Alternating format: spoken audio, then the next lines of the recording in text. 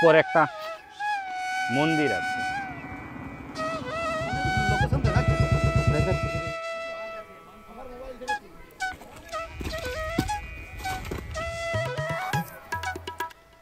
Good morning friend, welcome to my new blog. এখন দাঁড়িয়ে আছি ভাদুতলা যে রেল ক্রসিং, সেই রেল ক্রসিং পেরোনোর পরেই শালবনের জঙ্গলে দাঁড়িয়ে আছি। আজকে আমরা কোথায় যাব তার আগে দেখাচ্ছি যে জায়গাটাতে দাঁড়িয়ে আছি পুরো শাল গাছের জঙ্গল।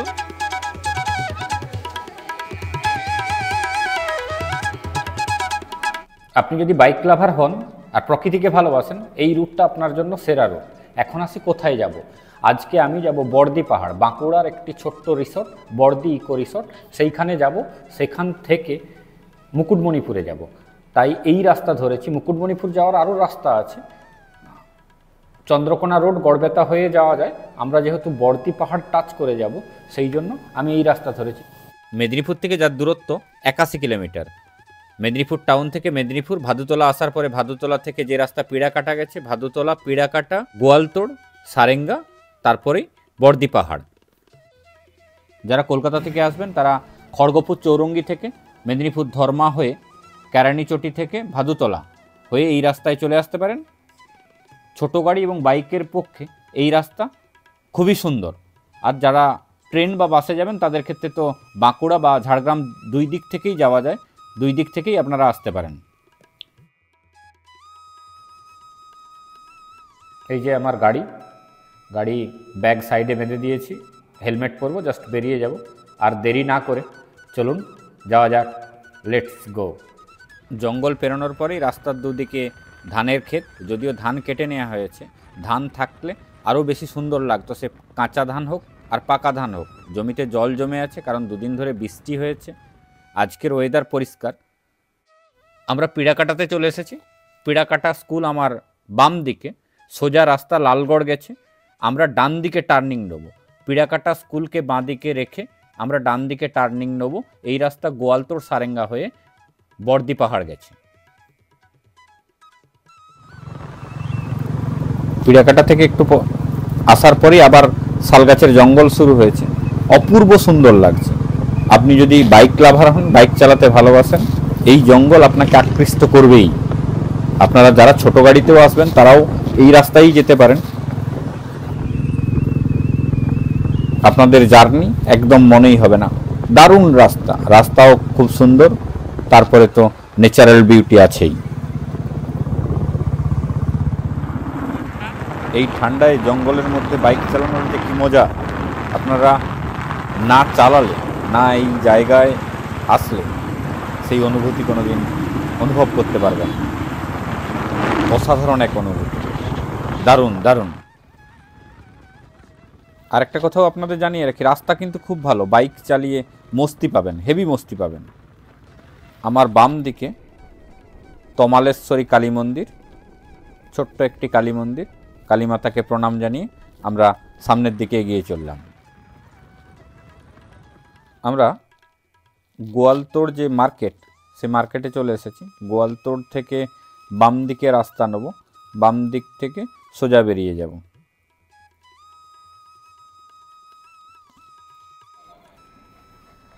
গোয়ালতোড় পেরিয়ে এসে ফাঁকা মাঠের কাছে একটু দাঁড়িয়েছি। আমরা প্রথমে মুকুটমণিপুর যাব ঠিক করেছিলাম, কিন্তু মুকুটমণিপুর যাওয়ার পথে বর্দি পাহাড় পড়বে, সেই রিসর্ট হয়ে আমরা মুকুটমণিপুরে যাব। জাস্ট গোয়ালতোড়টা পেরিয়ে 1 কিলোমিটার মতো এসেছি, ফাঁকা মাঠটাতে দাঁড়িয়েছি। এখানে একটু রেস্ট নিই। এখন 9:30 বাজছে, দেখি কতক্ষণে পৌঁছাই। গিয়ে আপনাদের সব বলছি যে কোথায় থাকা যাবে, কোন দিক দিয়ে গেলে সুবিধা হবে, বা বর্দি পাহাড় থেকে মুকুটমণিপুর কিভাবে যাওয়া যাবে, সব ডিটেলস আপনাদেরকে জানিয়ে দেবো। আগে বর্দি যে রিসর্ট আমরা যাই, তারপরে আপনাদেরকে ডিটেলসটা দিয়ে দিচ্ছি। আবার জঙ্গল শুরু হয়েছে, রাস্তার দুই দিক সবুজ আর সবুজ। দুদিন ধরে বৃষ্টি হয়েছে। সামনেই দেখুন একজন সাইকেলে করে জঙ্গল থেকে পাতা নিয়ে যাচ্ছে। আমার সামনেই সাইনবোর্ড, দুর্গাপুর 113, রানীগঞ্জ 117, সারেঙ্গা 7, শিমলিপাল 28। আমরা সারেঙ্গা থেকে টার্নিংটা নেব বর্দি পাহাড় যাওয়ার জন্য। আমরা সারেঙ্গা বাজারে চলে এসেছি। এখান থেকে ডান দিকে টার্নিং নেব, টার্নিং নিয়ে ডান দিকে রাস্তা ধরব। এইখানে আবার দেখুন কয়েকটা জমিতে সর্ষে ফুল হয়েছে, আহা কি অপূর্ব লাগছে, দারুণ।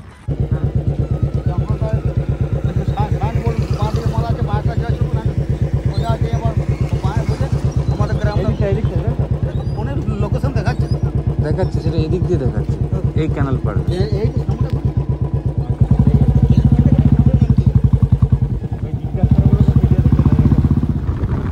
ওই দাদাকে জিজ্ঞেস করে জানতে পারলাম ক্যানেল পাড়ের দুই দিক দিয়েই যাওয়া যায়। আমরা একটা রাস্তা ধরেছি যাওয়ার জন্য। এখান থেকে একটু জিজ্ঞেস করে করেই যেতে হবে, গুগল বাবা শরণাপন্ন হতে হবে, নাহলে কাউকে জিজ্ঞেস করতে হবে। চলুন দেখা যাক কিভাবে যাওয়া যায়।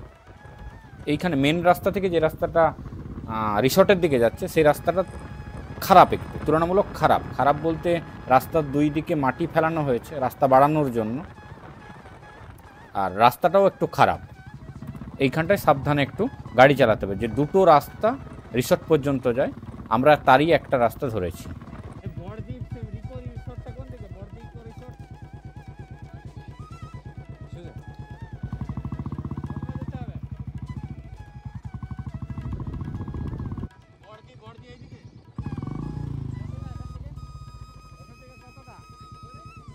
অনেকটা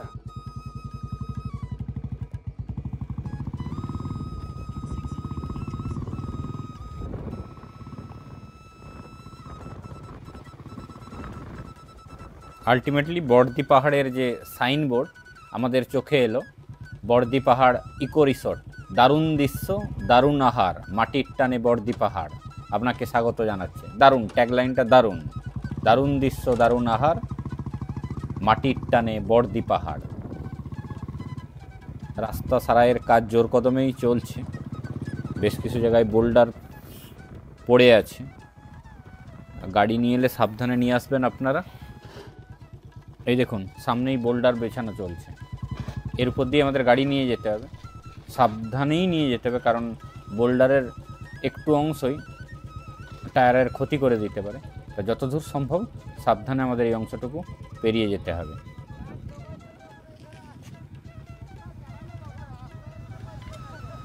এই দেখুন সামনের যে গাড়ি কিভাবে পেরিয়ে আসছে, আমরাও ওইখান দিয়েই পেরিয়ে যাব।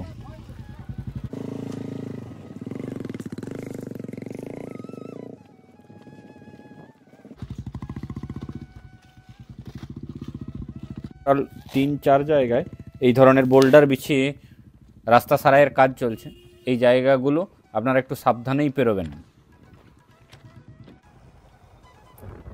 আমার সামনে আরেকটা সাইনবোর্ড, ডান দিকে অলওয়েজ রাইট, ডান দিকে রাস্তা, এইখানে মোরাম রাস্তা, এই রাস্তাটা ধরেই আমরা সামনের দিকে এগোতে থাকলাম। লোকজনের ঘোরাফেরা দেখেই বুঝতে পেরেছেন আমরা আলটিমেটলি বড়দি ইকো রিসর্ট তার এন্ট্রান্স গেটে পৌঁছে গেছি। 10টা 15 বাজছে, আমি চলে এসেছি বড়দি পাহাড়, বড়দি ইকো রিসর্ট। আমার পিছনেই বড়দি ইকো রিসর্ট, সেখানে চলে এসেছি। দিন 10 মতো আগেই দেখেছি, আর দেখেই মনে হয়েছে যে ঘুরে আসি, কারণ আমার একদম পাহাড় খুবই ভালো লাগে, তার উপরে নামটা বেশ ভালো লেগেছে, বড়দি পাহাড় ইকো রিসর্ট। সেইখানে চলে এসেছি, আমি গেটের সামনেই দাঁড়িয়ে আছি। এখানে থাকার ব্যবস্থা কি আছে বা খাওয়া দাওয়ার ব্যবস্থা কি আছে বা দেখারই বা কী কী আছে আপনাদের সবই আমি দেখাচ্ছি বা শেয়ার করছি আপনাদের সাথে। সামনে দেখতে পাচ্ছি একটা বাসও এসেছে, বাসে করে এখানে পিকনিক করতে এসেছে, সম্ভবত রিসর্টটা ভাড়াও দেওয়া হয় অনুষ্ঠান উপলক্ষে। গতকালের কোনো অনুষ্ঠান হয়তো হয়েছিল, তার প্যান্ডেল আছে, এখানে লেখা আছে যে প্রবেশ মূল্য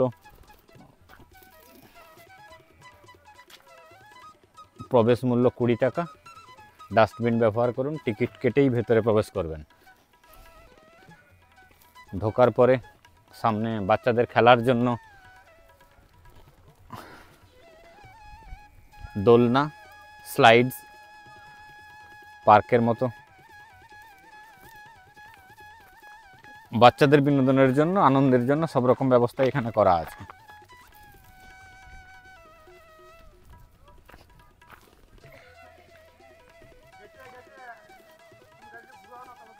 ঢোকার ডান দিক এবং বাঁ দিকে, ডান দিকে কটেজ, 1 নম্বর কটেজ, 2 নম্বর কটেজ, 2 নম্বর কটেজটা দূরে একটু।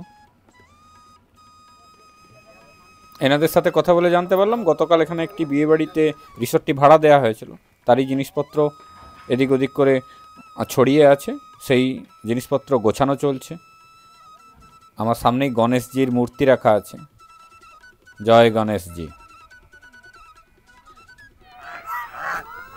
রিসোর্টের ভেতরে বেশ কিছু রাজহাঁস ঘোরাফেরা করছে, বাচ্চারা থাকলে দেখে আনন্দ পাবে।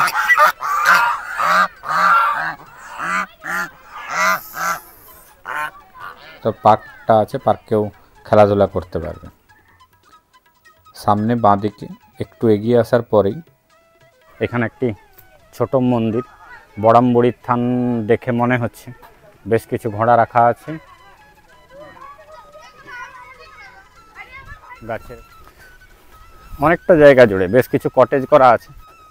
দাদা, কটেজের কাজ কি চলছে নাকি? এমনি একটু দেখা যাবে? আচ্ছা, আমি একটা কটেজের মধ্যে ঢুকছি, কটেজটা দেখাচ্ছি আপনাদের। কটেজের রুমের ভেতর খুব সুন্দর, ডবল বেড, আয়না রাখা আছে জিনিসপত্র রাখার জন্য, আলমারিও করা আছে, এসি, টিভি, বাইরে বাথরুম, বাথরুম কমোড সিস্টেম ও গিজারও আছে, সব রকম ব্যবস্থাই আছে। দাদা, এই রুম যদি ভাড়া নিতে চাই কীরকম রেট পড়বে? 2500 টাকা ডবল বেড। আর যদি মানে এমনি বন্ধুরা আমি আসে আর কি, যদি ডরমেটরি চাই সেক্ষেত্রে 4 জন বা 5 জন? 4 জনের বেড আছে, 4 জনের রুম আছে। হ্যাঁ, 4 জনের রুম কীরকম পড়বে? 3500 টাকা। কত? 3500 টাকা। 3500 ডিলাক্স রুম। ডিলাক্স। আর ডরমেটরি, এমনি ডরমেটরি ডরমেটরি আছে 8000 টাকা লাগবে। 12 জন থাকা যাবে। আচ্ছা, এইখানে আসার জন্য মানে এইখানে কোন দিক দিয়ে আসা যাবে আর কি? আসতে আসা যাবে, ঝাড়গ্রাম হয়ে আসা যাবে, বাঁকুড়া। আচ্ছা, এবার আপনার যদি পার্সোনাল গাড়ি নিয়ে আসেন তাহলে খড়গপুর হয়ে হ্যাঁ, মেদিনীপুর চৌরঙ্গি হয়ে গোয়ালতোড় থেকে এখানে ঢুকবে। সারেঙ্গা কিমো। আচ্ছা, বাঁকুড়া পর্যন্ত যদি ট্রেনে আসে তারপরে কিসে আসবে এটা? বাঁকুড়া ট্রেনে আসার পর বাস পেয়ে যাবেন, ব্যান্ডিং কিনে কন্ট্যাক্ট করলে গাড়ি ভাড়া করে দেওয়া হবে এখান থেকে। আচ্ছা, আপনাদের সাথে কন্ট্যাক্ট করলে গাড়ি ভাড়া পাঠিয়ে দেবেন আপনারা। ওকে, থ্যাংক ইউ। আপনার নাম? আমার নাম প্রশান্ত মণ্ডল। ওকে, থ্যাংক ইউ। এই রিসোর্টের ক্যান্টিন, খাবার মোটামুটি আগে অর্ডার দিয়ে দিতে হয়। আমরা যেহেতু এইখানে লাঞ্চ করব না, আমরা হালকা টিফিন করব, সেই অর্ডার দিয়েছি ডিম টোস্ট আর চা। রেডি হতে হতে রিসেপশনে একটু কথা বলে সাইড সিনটা আমরা করে নেব, তারপরে খাওয়া দাওয়া করে বেরিয়ে যাব। টিকিট কাউন্টার নাকি? হ্যাঁ। কিসের টিকিট পাওয়া যাবে? এই স্যার পার্কে ঘোরাঘুরির জন্য। পার্কে ঘোরাঘুরির জন্য টিকিট করতে হয়? হ্যাঁ। কত টাকার টিকিট? 20 টাকা। Per head 20? হ্যাঁ, সিনিয়রদের আর বড়দের লাগে, বাচ্চাদের লাগে। আচ্ছা আচ্ছা, আপনাদের এখানে থাকার কি ব্যবস্থা আছে? থাকা আছে, স্ট্যান্ডার্ড কটেজ আছে, ডিলাক্স কটেজ আছে। ডিলাক্স কটেজগুলো রিভার সাইড কটেজ হবে, রিভার সাইড ব্যালকনি থাকবে। আচ্ছা স্ট্যান্ডার্ডগুলো এই সাইডে বিল্ডিংও হবে, ব্যালকনি থাকবে। আচ্ছা, কীরকম রেন্ট কীরকম আছে? স্ট্যান্ডার্ডগুলো ডবল বেড 1800 টাকা, ফোর বেড 400 টাকা, আর ডিলাক্স হচ্ছে ডবল বেড 2500, ফোর বেড 3500। ওকে, দেখলেন, দুজন থাকার জন্য মিনিমাম আপনাদেরকে 1800 টাকা পেমেন্ট করতে হবে, শুধুমাত্র থাকার জন্য। আমাদের হাতে সময় কম, কারণ আমরা এখান থেকে সোজা আবার মুকুটমণিপুরে যাব, তাই সোজা ভিউ পয়েন্টের দিকে এগিয়ে যাচ্ছি। এই বড়দি পাহাড়ে মূলত নদী, পাহাড় আর জঙ্গলের মিলনস্থল। ছোট্ট পাহাড় আছে, পাশ দিয়ে কংসাবতী নদী বয়ে গেছে, আর সবুজ শাল এবং পলাশ গাছের জঙ্গল। রিসেপশন থেকে জানতে পারলাম যে এই সময় মানে শীতের চেয়ে অ্যাকচুয়াল গ্রীষ্মে বেশি, মানে যেই সময় পলাশ ফুল ফোটে পুরো রিসোর্ট লাল হয়ে থাকে। লেখা আছে নদীতে নামার সময় সাবধানতা অবলম্বন করুন। অবশ্যই সবাইকেই সাবধানতা অবলম্বন করতে হবে নদীতে নামার সময় অ্যাটলিস্ট।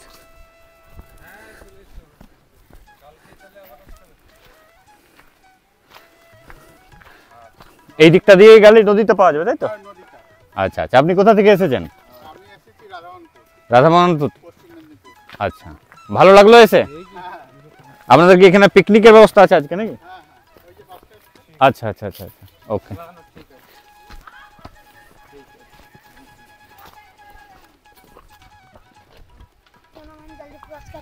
कैमरामैन जल्दी फोकस करो, फोकस करो।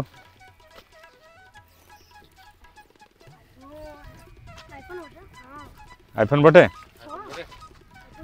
কি নাম তোর? তোর নাম কি রে? তোর নাম সৌমেন। দুজনে সৌমেন মাহাতো? দুটো সৌমেন মাহাতো? ছোট সৌমেন, এটা বড় সৌমেন। বাড়ি কোথায়? ওটার মধ্যে টার্গেট বনের মধ্যে দিয়ে আস্তে আস্তে করে হেঁটে নিচের দিকে নামছি, নদীতে নামবো। দাদা ঘুরে এসছেন নদীর কাছ থেকে, একদম নদীর কাছ পর্যন্ত গেছিলেন?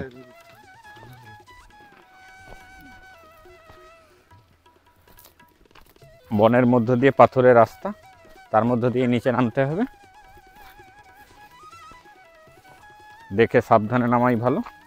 জঙ্গলের মধ্য দিয়ে যত নিচের দিকে নেমে আসছি, আস্তে আস্তে নদীর যে ভিউ সেটা দেখতে পাচ্ছি, অসাধারণ লাগছে। সঙ্গে বিচ, রিভার বিচ, কিন্তু সি বিচ না। সত্যি অসম্ভব সুন্দর লাগছে। যত কাছাকাছি আসছি তত আরও বেশি সুন্দর লাগছে। নামার সময় অবশ্যই সাবধানে নামবেন। আমি কিন্তু স্লিপ করে পড়ে গেছিলাম। অবশ্যই সাবধানে নামবেন। What a beautiful scenery, just দেখুন। ওহ, দুর্দান্ত লাগছে, দুর্দান্ত লাগছে।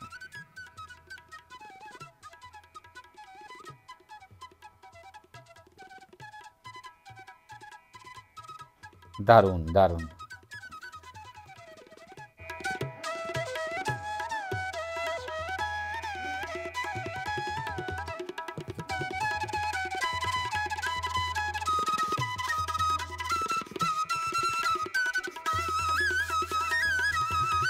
আজ নভেম্বরের 10 তারিখ, শীতের শুরু। পর্যটক ভালোই এসেছে এখানে। দেখুন, বেশ ভালো পরিমাণে পর্যটক এখানে ভিড় করেছে। ভিড় তো হবেই, এত সুন্দর প্রাকৃতিক দৃশ্য দেখতে পর্যটক তো আসবেই। দারুণ সুন্দর, দারুণ সুন্দর, দারুণ দৃশ্য। এই কংসাবতীর বিচে বসে এই প্রাকৃতিক সৌন্দর্য আপনার মন ভরিয়ে দেবে। এখানকার যে ট্যাগলাইন, বর্দি পাহাড়ের যে ট্যাগলাইন, দারুণ দৃশ্য, দারুণ আহার, মাটির টানে বর্দি পাহাড়, সত্যিই ট্যাগলাইন সার্থক। যদিও আহার বলতে আমরা এখনো পর্যন্ত কিছু খাইনি, মানে বর্দি পাহাড় রিসর্ট থেকে কিছু খাইনি। দৃশ্য দেখেই আমাদের মন ভরে গেছে। দারুণ দৃশ্য, সত্যি অপূর্ব, সিনিক বিউটি এক্সিলেন্ট।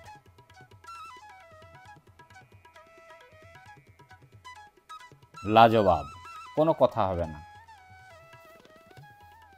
নদী, বালুর চর, পাহাড়, জঙ্গল, দারুণ দারুণ। আমি একদম নিচটাতে চলে এসেছি, নদীর পাড়টাতে। নদীর জল, এই জলে স্নানও করতে পারেন আপনারা। একদিকটায় জল আছে, অন্য দিকটায় চর বেরিয়ে গেছে, নদী, আর উল্টো দিকটায় পাহাড়। এইদিকেও, এই দিকটাতেও পাহাড় আছে, আর সঙ্গে সবুজ ঘন জঙ্গল। এখানে আসলে অবশ্যই মন ভালো হয়ে যাবে এই প্রাকৃতিক দৃশ্য দেখে। নদীর ধারের যে পাহাড়, সেই পাহাড়ের ধারটা দেখুন। এইখানের পাথরগুলো বিভিন্ন বিভিন্ন রূপ নিয়েছে, অপূর্ব দেখতে লাগছে। বর্ষার সময় নদী একদম ভরে থাকে, পাহাড়ের গা বেয়ে বয়ে চলে। পাহাড়ের যে সাইডের রূপ অপূর্ব লাগছে। নদীর ধার থেকে আমরা আস্তে আস্তে আবার পাহাড়ে উপরে উঠে যাব।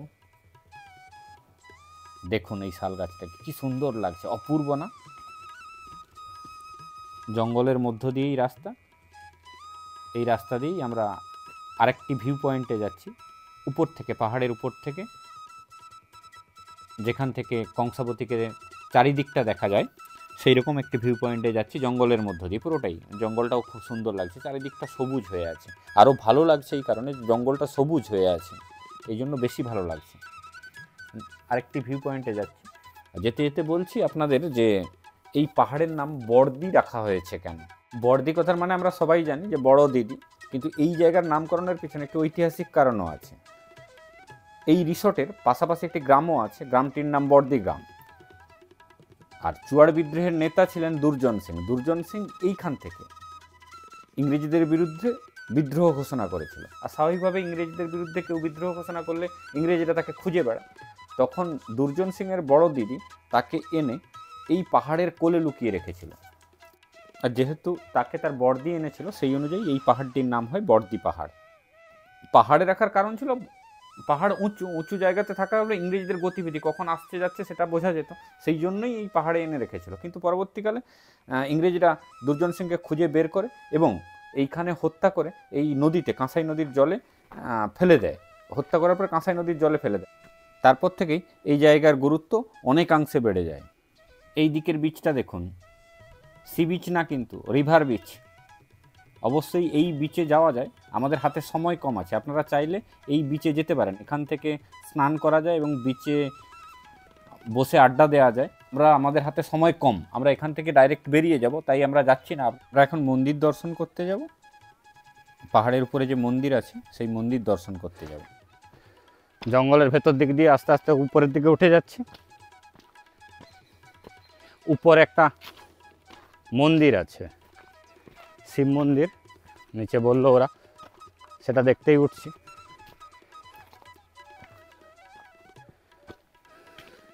জঙ্গলটা দেখুন, শালের জঙ্গল, অপূর্ব সুন্দর লাগছে। চারদিকটা দেখুন, খুব খুব খুব সুন্দর লাগছে।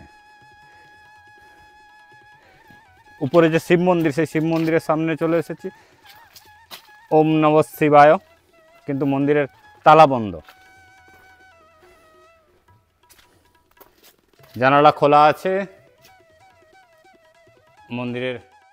মন্দিরের দরজা বন্ধ, জানালা খোলা ছিল, আমি তাই দিয়েই দর্শন করলাম, আপনাদেরও দর্শন করালাম। হর হর মহাদেব, জয় শিব শম্ভু, ওম নমঃ শিবায়।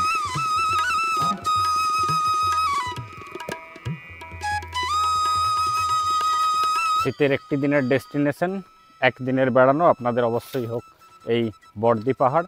যদি এখানে স্টে না করেন তাহলে এখান থেকে আপনারা সোজা মুকুটমণিপুর চলে যেতে পারেন, যেটা আমরা যাব, যে মুকুটমণিপুরে স্টে করতে পারেন। আমরা যদিও স্টে করব না, আমাদের ওয়ান ডে প্রোগ্রাম, আমরা মুকুটমণিপুর হয়ে আজকে ব্যাক করব। আপনারা যদি থাকতে চান তাহলে বড়দি পাহাড় হয়ে মুকুটমণিপুরে যান, মুকুটমণিপুর ড্যাম এবং শুশুনিয়া পাহাড় দেখে বাড়ি ফিরতে পারেন। বড়দি পাহাড় থেকে নিচে নেমে আসছি, নদীও দেখলাম, জঙ্গলে ঘুরলাম, শিব মন্দিরটাতে গেলাম, যদিও শিব মন্দিরের দরজা বন্ধ। আমরা এখান থেকে বেরিয়ে মুকুটমণিপুর যাব, তাই এখানে আর দেরি করব না। ভিডিওটি দেখবেন, ভিডিওটি যদি ভালো লাগে অবশ্যই লাইক করবেন, কিছু জানার থাকলে কমেন্টে জানাবেন, আর চ্যানেলের নতুন হলে অবশ্যই চ্যানেলটি সাবস্ক্রাইব করবেন। সবাই ভালো থাকবেন, জয় হিন্দ।